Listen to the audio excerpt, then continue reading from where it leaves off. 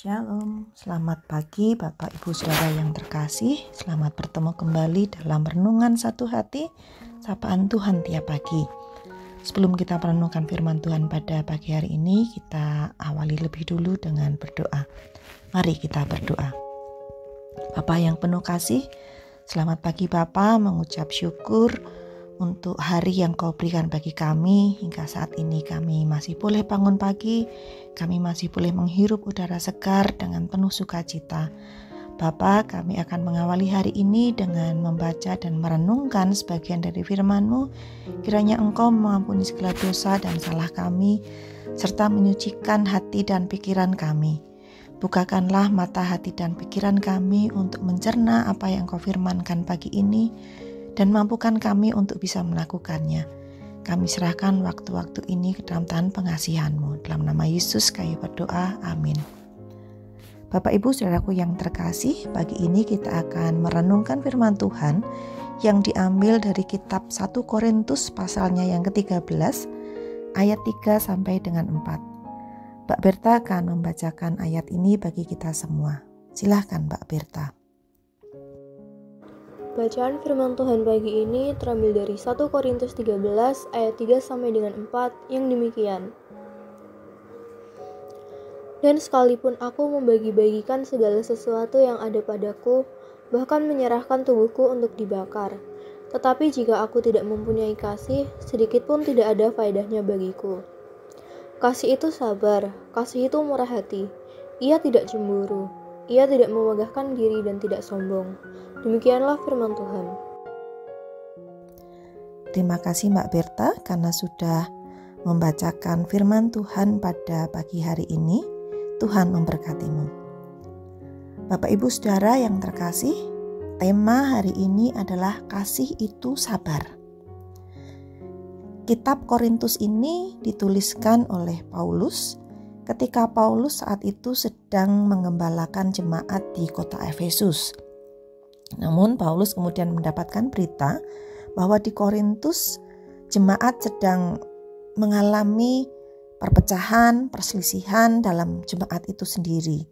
Yang sebelumnya Paulus sudah mendampingi jemaat di Korintus itu kurang lebih 4 tahun sebelumnya begitu.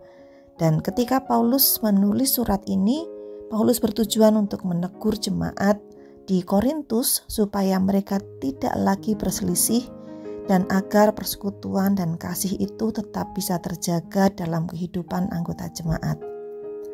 Paulus sendiri yang telah mengalami cinta kasih Tuhan dalam hidupnya juga menginginkan jemaat Korintus sebagai umat Tuhan juga mempraktekkan kasih dalam kehidupan berjemaat.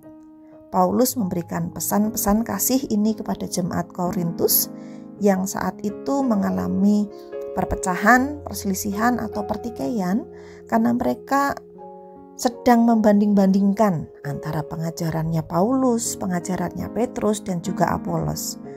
Mereka beda pendapat satu sama lain yang kemudian berakhir dengan perselisihan dan pertikaian di antara mereka.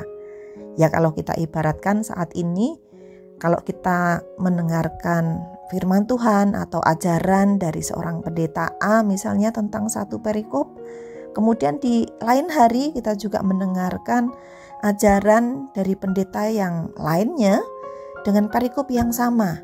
Namun apa yang diajarkan ada perbedaan karena perbedaan sudut pandang dari kedua pendeta tersebut. Apakah perbedaan itu salah?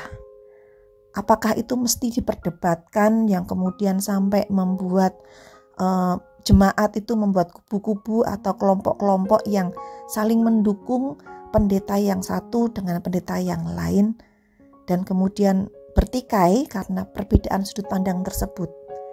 Nah, hal seperti ini yang terjadi pada jemaat di Korintus pada saat itu sehingga kemudian Paulus membuat surat ini untuk menegur jemaat di Korintus. Karena Paulus tidak menghendaki ada pertikaian antar jemaat hanya karena perbedaan pendapat atau perbedaan sudut pandang terhadap suatu hal yang diajarkan baik oleh Paulus, Petrus maupun Apolos. Kasih itu sabar. Itu yang disampaikan dan ditekankan oleh Paulus. Kalau kita baca di Wikipedia, sabar itu diartikan dengan tindakan menahan emosi dan keinginan, serta bertahan dalam situasi sulit dengan tidak mengeluh. Sabar merupakan kemampuan mengendalikan diri yang juga dipandang sebagai sikap yang mempunyai nilai tinggi dan mencerminkan kekokohan jiwa orang yang memilikinya. Nah, Paulus juga menyampaikan teguran yang senada kepada jemaat di Tesalonika. Kita juga bisa baca di kitab Tesalonika, 1 Tesalonika pasal yang kelima ayat ke-14, di mana Paulus menghendaki jemaat untuk sabar terhadap semua orang. Pada saat jemaat itu ada yang tidak tertib, maka diminta untuk bisa menegur dengan sabar. Kalau ada jemaat yang sedang lemah atau tawar hati, maka diminta untuk menemani atau menghibur dengan sabar. Sabar itu sendiri adalah perwujudan dari kasih. Sehingga kalau kita menjalankan apa yang disebut kasih, maka kita juga harus sabar. Kita harus mengendalikan diri kita, menurunkan semua ego kita, menghargai dan menghormati orang lain. Bukankah Tuhan sendiri juga sudah sangat bersabar dengan kita? Kenapa kita tidak bisa meneladani akan hal ini? Ketika kita bersalah, ketika kita berdosa, dan itu terjadi berulang-ulang dalam kehidupan kita, kita masih tetap mendapati bahwa Tuhan tetap bersabar dengan kita. Tuhan tetap mengampuni kita. Maka kita pun semestinya juga melakukan hal yang senada.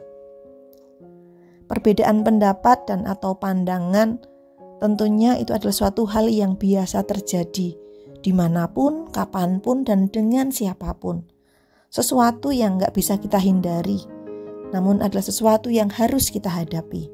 Hanya bagaimana kemudian kita bersikap terhadap perbedaan pendapat atau pandangan itu yang kemudian ditekankan oleh Paulus di sini, bahwa kita menekankan kasih yang sabar itu untuk sebagai konsekuensi, sebagai tindakan yang harus kita ambil. Tanpa kemauan untuk bersabar terhadap orang lain, maka perbedaan pendapat dan atau pandangan tersebut hanya akan memantik perselisihan dan atau pertikaian. Firman Tuhan melalui Paulus saat ini mengajarkan dan mengingatkan kita untuk bersabar terhadap semua orang. Ini adalah tindakan aktif kita dengan pertolongan Tuhan untuk bisa menahan diri atau mengendalikan diri dari pertikaian dan atau perselisihan, bahkan permusuhan. Bukan hal yang mudah untuk bersabar. Namun jika kita tidak belajar untuk memulainya, maka tidak akan ada perubahan yang terjadi dalam hidup kita dan juga lingkungan di sekitar kita berada. Mari kita wujudkan kasih melalui kesabaran terhadap orang lain. Tuhan memberkati setiap upaya kita untuk bersabar. Amin. Mari kita bersatu dalam doa. Bapa yang penuh kasih, Bapa yang baik, yang senantiasa menjagai kami di sepanjang hidup kami. Bapa, mampukanlah kami untuk bisa berlaku sabar terhadap semua orang. Mampukan kami untuk mengendalikan diri kami, menahan dan menurunkan ego dan emosi kami. Mampukan kami Tuhan untuk bisa menjaga diri kami supaya tidak terjadi perselisihan, pertikaian dalam kehidupan kami berjemaat dan berdinamika bersama orang-orang di sekitar kami. Mampukan kami untuk setia berproses dibentuk bersama-sama dengan Engkau untuk melatih kesabaran kami sebagai perwujudan akan kasih itu sendiri. Berkatilah kiranya Tuhan di sepanjang hari ini untuk segala aktivitas kami, dan kami serahkan hari-hari kami, waktu-waktu kami dalam kuasa-Mu sepenuhnya. Dalam nama Yesus kami berdoa dan memohon. Amin. Demikian Bapak Ibu Saudara yang terkasih, renungan satu hati pada pagi hari ini. Kiranya Tuhan memberkati seluruh aktivitas dan pelayanan kita di sepanjang hari ini. Tuhan memberkati.